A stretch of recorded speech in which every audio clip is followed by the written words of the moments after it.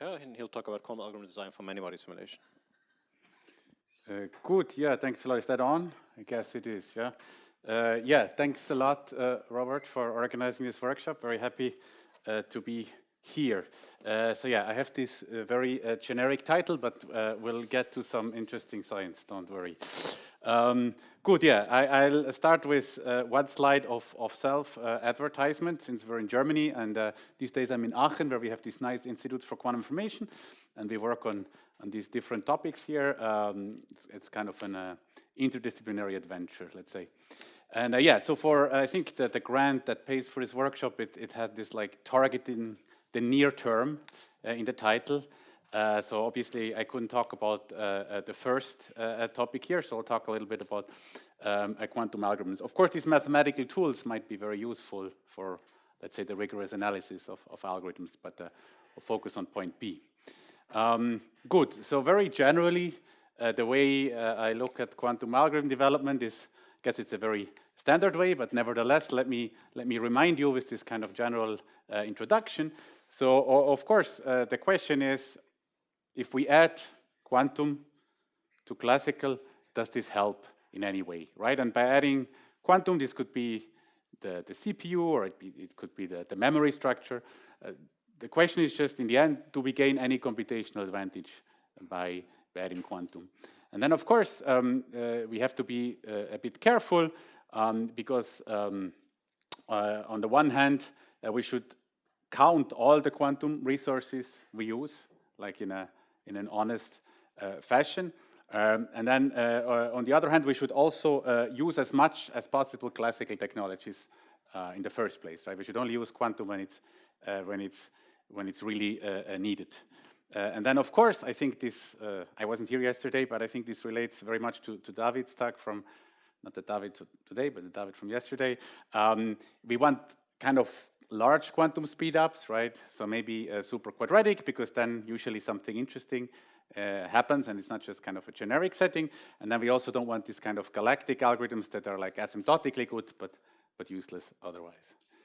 Good, so how is this targeting the near term?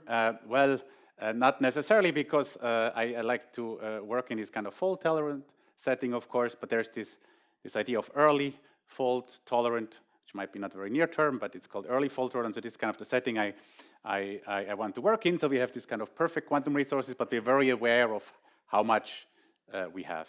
Yeah? And then, as said, right, we want to use as much as possible classical stuff, and then just use these kind of small quantum routines when it's really helpful. Now, in terms of analysis of the algorithm, since we don't really have scaling quantum computers, it's often good to be able to say rigorous stuff on the scaling of the algorithm, while at the same time, of course, like remember that these rigorous estimates, they might be overly pessimistic. So if we can, we also want to make some kind of heuristic statements on maybe average use cases. And then compare those with state-of-the-art classical methods, right? This is kind of what we would like to do. And now there's a little more self-advertisement. I was, for 2 years, I was also working with AWS, and from back then, we wrote this kind of quantum algorithms wiki, which is now also available as a book. And basically, this kind of perspective I now introduced, this is the perspective we take here, and the hope is with this, I mean, it's for experts, this book, but the hope is that maybe we can guide a little bit the community to problems that are really interesting from this perspective I just gave. And good, so this book has two parts, right? The part one, which is the areas of application, and then the part two, which is all the kind of different algorithmic primitives and what complexities they have. Good, so now today I want to talk about quantum simulation.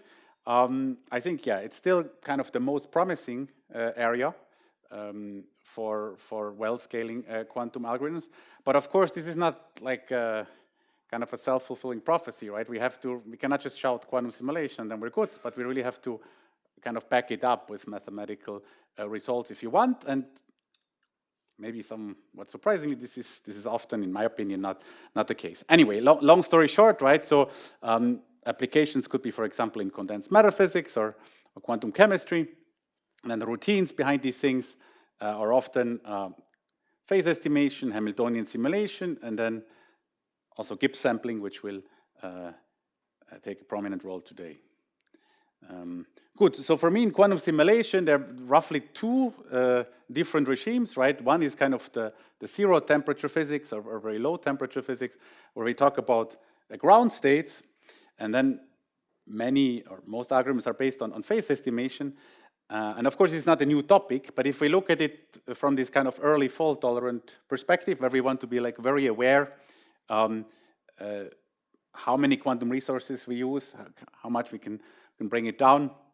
I think this is also kind of a modern topic in the literature. And I listed here two papers from earlier from our group.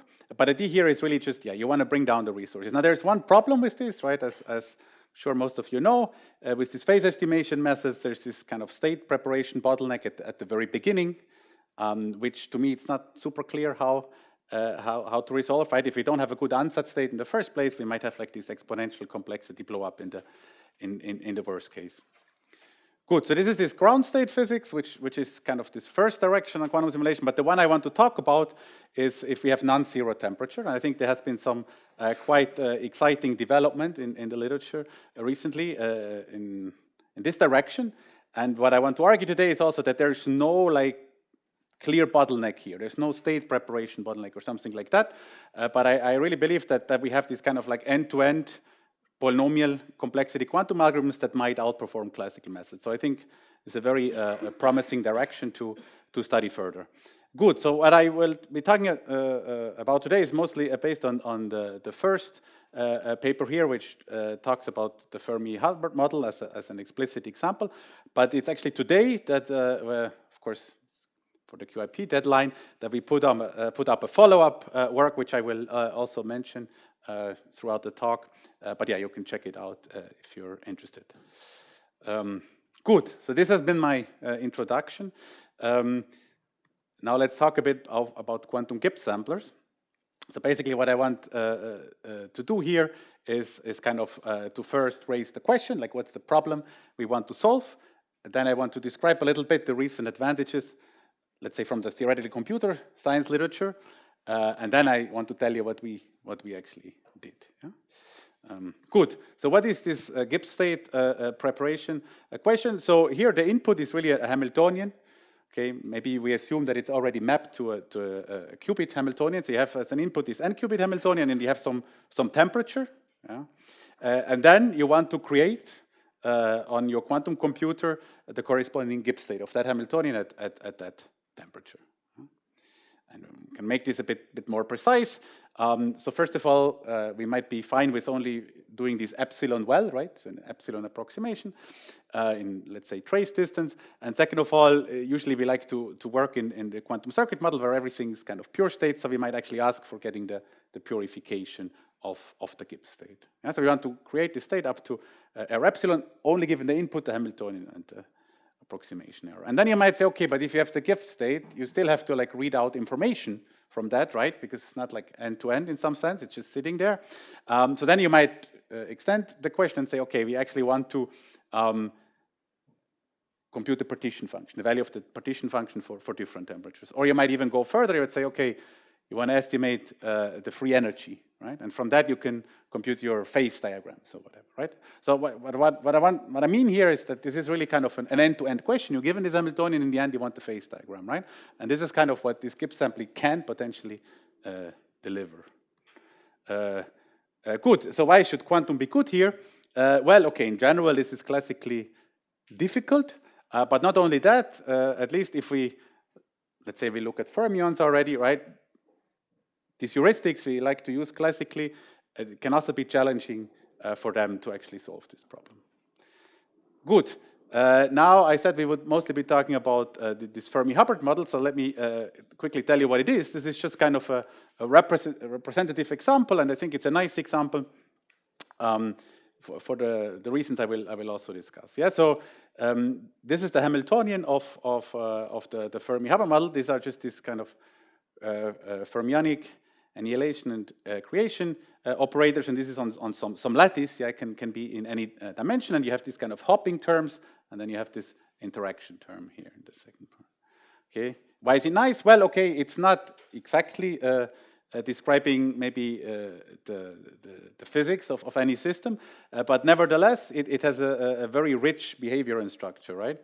And it can describe very interesting physical effects. And moreover, it's classically hard in general, right? There are certain dimensions in certain parts of the phase diagram, I was told, are not understood, right, with state-of-the-art classical computational methods. I think it also deserves as kind of a standard benchmark in computational physics, which is nice. And then lastly, I think there's also some intuition maybe why quantum methods could actually be good, right? You cannot just throw like quantum methods or let's say Gibbs samplers at any Hamiltonian, but I think because some we also expect to be quantumly hard, but I think for the Fermi-Hubbard model, yeah, it kind of fits together nicely. Good. So now, okay, this is the Hamiltonian. Now we want to actually sample from the Gibbs state. So how do we do that? Well, there have been lots of proposals in the literature over the years. I single out here two of them. So one is this work by Temme et al. from many years ago. So this is kind of an attempt to make Markov chain Monte Carlo methods a little more quantum. But this is I don't want to go into any details. It's a very kind of a delicate work, which is also kind of partially missing rigorous guarantees. So we don't really know how efficient it can work, and it's certainly in this kind of early fault tolerance period. I think this is not necessarily the right thing to do. Then, of course, there's QSVT, this quantum singular value transformation, which you can just use for this exponential function, the real exponential function. The problem here is that, in general, this is going to be exponentially expensive. So I think it's difficult to kind of make use of the physical structure if you want to use these kind of QSVT methods as a black box.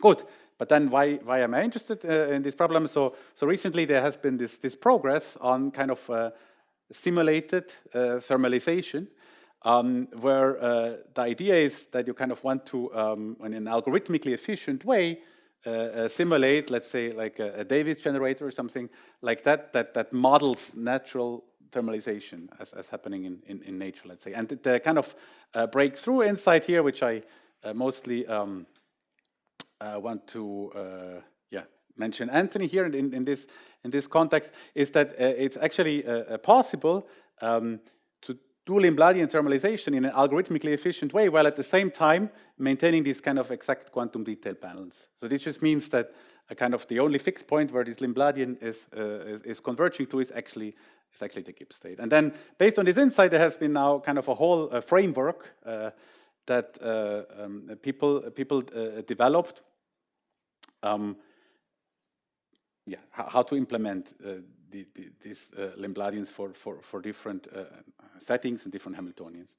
And now, when I say here algorithmically efficient, this doesn't necessarily mean that the whole thing can like efficiently create the Gibbs state, but rather it's kind of like each time step of this scheme is going to be efficient. However, like a priori, we don't know for how long, for how many time steps we have to run these algorithms.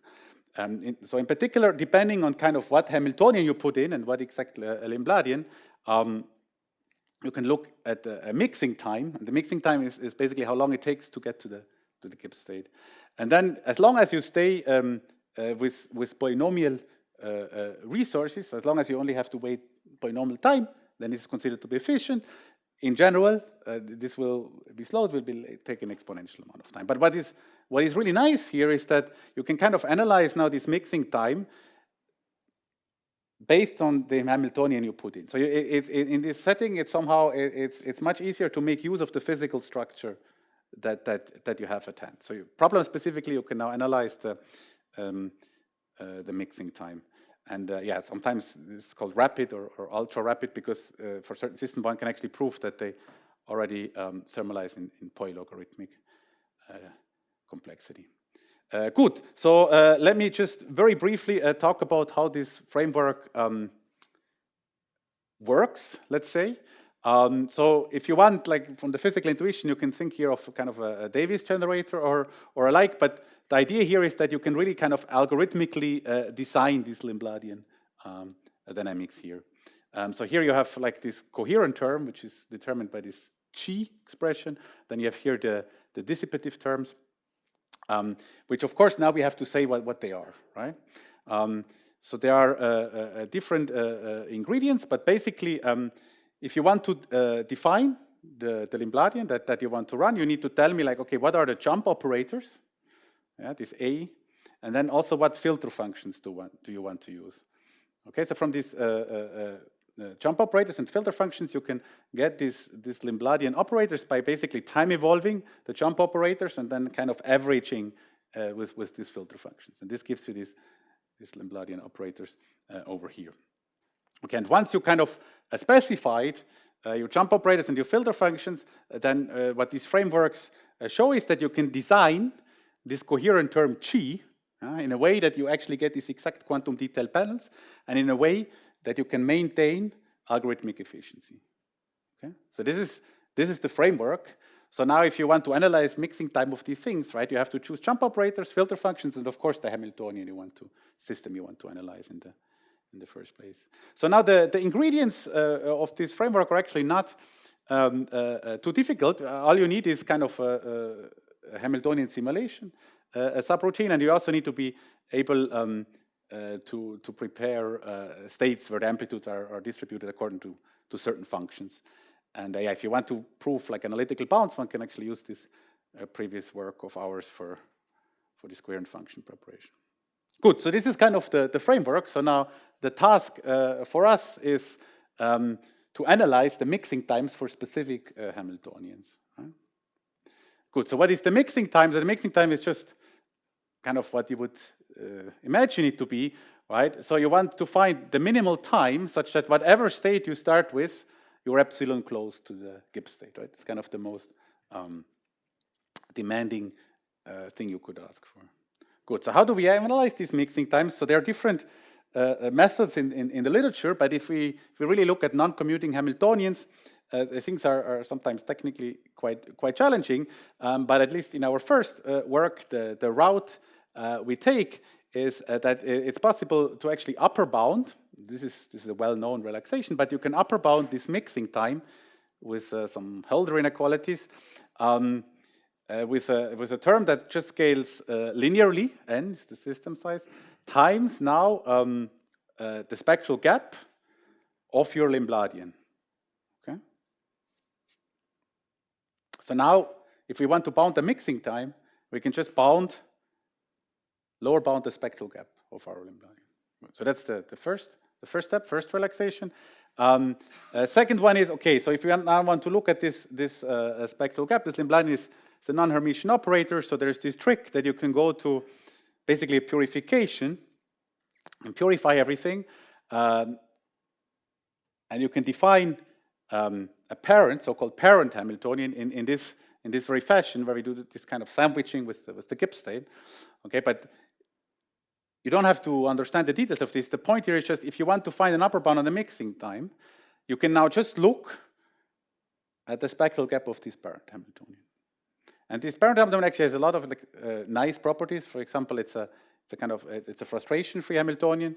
And if you start with your original system, it's a local Hamiltonian. That this parent Hamiltonian is a quasi-local Hamiltonian. So you have a lot of like nice properties of this object, right? Okay, so now the whole proof strategy is to look at the spectral gap of this parent Hamiltonian. Good, so this has been done before in the high temperature regime. Okay, so of course, if you have infinite temperature, you just have a maximum limit state. So what people then showed is that if you don't go too far away, right, things can still stay efficient. But of course, we might be interested at arbitrary temperature, let's say. And so now this is exactly where our work comes in. So what we can show, this is now phrased a little bit more generally than just for the Fermi-Hubbard Hamiltonian, but you can just think that the Fermi-Hubbard Hamiltonian. Yeah? So if you have a Hamiltonian which has two terms, like a base Hamiltonian H0, So this would be kind of the hopping term in the Fermi-Hubbard Hamiltonian. And then a second term, which is the interaction term, right, that has a certain strength. Yeah? So you're given this fermionic Hamiltonian, then you have you fix a certain temperature, and then what we can show is that if the interaction strength is not too large, yeah, smaller than some lambda max, then the spectral gap of the overall Hamiltonian, yeah, doesn't close too quickly with respect to the spectral gap of this Hamiltonian H0, the interaction-free Hamiltonian. Yeah. And what's important here is that these bounds, these are these constants, these lambda max and these t, these are system size independent. Yeah? So this is not scaling with system size. So in particular, it holds for any system size. Okay, so if you now want to show that you indeed have an efficient Gibbs sampler at hand for your system, right? What you will have to show is that this H0, the interaction-free Hamiltonian, actually has a finite spectral gap, or the parent Hamiltonian thereof, more precisely.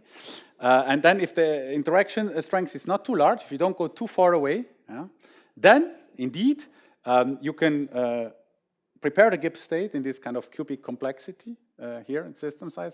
Or if you want to go one step further, we also give an algorithm where you can really compute the partition function, right? It's also still a polynomial a runtime. And what I want to emphasize here is that this is really kind of now an end-to-end rigorous polynomial complexity thing, right? This is not like a phase estimation scheme where you have to input this kind of heuristic state preparation at the beginning. And at least to my knowledge, there's also no rigorous classical analog that can kind of treat these type of systems. There are of course heuristics, and we'll get to that in a second, but there's this difference between classical and quantum in what we can do. Good. So I mentioned here this Fermi-Hubbard model, the fermions. You can, this kind of perturbative proof technique that we use here, you can also use it for other systems. Good. Now I'm not sure how much time we have to dive into the proof, but basically what you have to do now, if you want to understand the Fermi-Hubbard model, right? You first have to look at the base Hamiltonian. So this would just be like free fermions. All right, and then you have to extend this to the full Fermi-Hubbard model. Good. So I have here one slide for the free fermions. So basically, the punchline here is that you can exactly compute the whole spectrum, actually, of this parent Hamiltonian.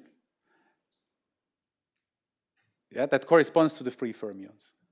Right? So indeed, we can compute the spectral gap here exactly, and there's a non-zero spectral gap here, which takes this form here, this blue formula. And of course, you cannot just use the free fermions themselves, right? Because you first have to look at your Limbladian, and then you have to go to the parent Hamiltonian, and then for this parent Hamiltonian here, this curly H0, right? You have to compute the spectral gap. But these are basically well-known methods from the mathematical physics literature where you compute this gap. Good. Now, luckily, there are some results by Hastings and others that exactly look at the stability of the spectral gap of fermionic Hamiltonians, or also for other Hamiltonians. And what's important here, and this doesn't follow from just kind of like off-the-shelf perturbation theory, the gap here closes at most linearly in the perturbation, but in a system size independent manner. Right? So basically, there's this result for how to go from free fermions here to this interactive fermions. And now what we have to do is we have to lift that, right, to the parent Hamiltonian. Right? And so we have this fermionic Hamiltonian here. Think of this Fermi-Hubbard Hamiltonian.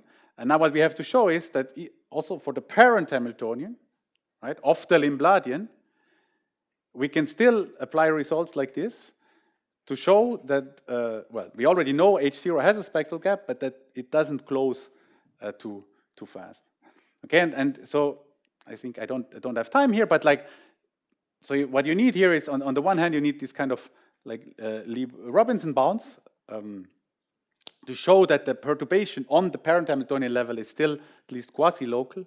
And on the other hand, you need to show that, again, on the parent Hamiltonian level, the strength of the perturbation is still bounded, and there you can use matrix analysis tools, in particular this kind of Duhamel formula, if you want. Okay, this kind of the basic proof ideas. Now I also have, I think, 2 slides on some very basic numerics we did, because you might now say, oh, okay, this is all kind of an existence result. You have these like hidden constants. It all looks very bad.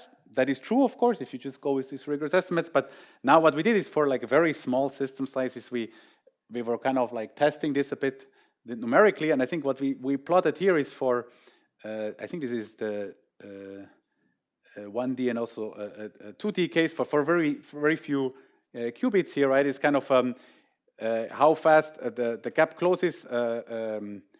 U was the interactive term, right? So if you let the interactive term go to 0, you kind of look at how the gap behaves. And what the theorem says, right, is that this should actually saturate. So what you want is that here, that this doesn't increase here, right? And this is actually what we can also see. Now, of course, if you want to have good practical performance, you shouldn't use these exact design choices we use in the analytical proof, but rather you have to kind of play with the parameters to get good practical results. I think this is totally fine, right? On the one hand, you prove this kind of analytical result, but then you can play with the parameters that you also get good practical performance. Okay, so this is in this weak coupling limit, right, where we prove things. Now you can also ask, okay, so what happens if we actually go to this kind of medium strength coupling regime? And this is the regime where the Fermi-Hubbard model is actually hard. Yeah? And okay, so here we have some, again, very simple, very small size numerics, but it seems like you can push the algorithm much further than what you can prove, right? So here you can see the gap actually stays open for these very small system sizes if you use the right type of parameters over the whole regime of the interaction strength. So I think there's some hope, some promise that even in this like classically hard medium coupling regime, quantum could be good. Good. So let me quickly conclude. So again, the main result here is that we have this end-to-end polynomial time quantum algorithms, and I think this is different from these ground state physics phase estimation algorithms.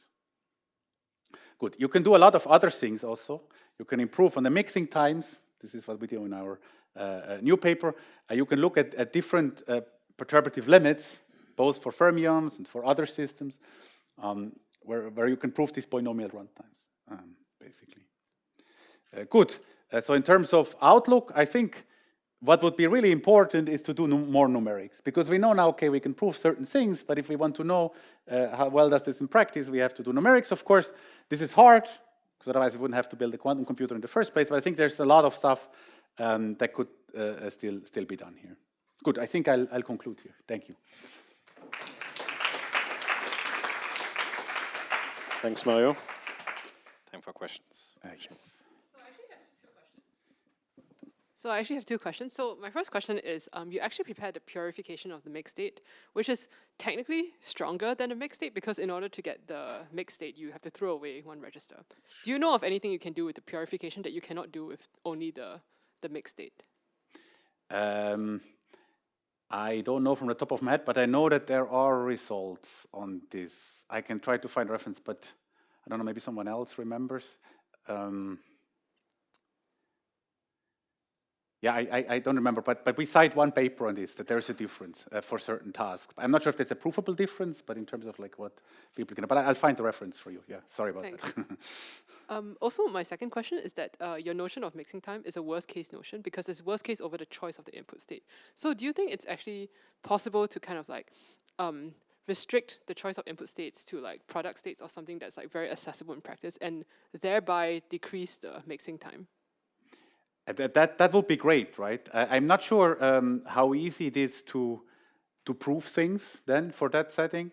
I mean, maybe this also goes hand in hand with this kind of this bullet point here, that usually you might not even be interested to really have the Gibbs state in the end, but you're interested in some correlation function or some certain local observable, that you would really take the whole chain into account. Like I start with that ansatz state and then I end up with this information. What can you prove? I don't know, but I think the way I would look at this is that, okay, this is very promising for quantum, right? Because in practice it might go better. But yeah, I don't know any concrete proof techniques now that will be able to take care of that, but it's certainly a very interesting direction to go. Thank you. More question?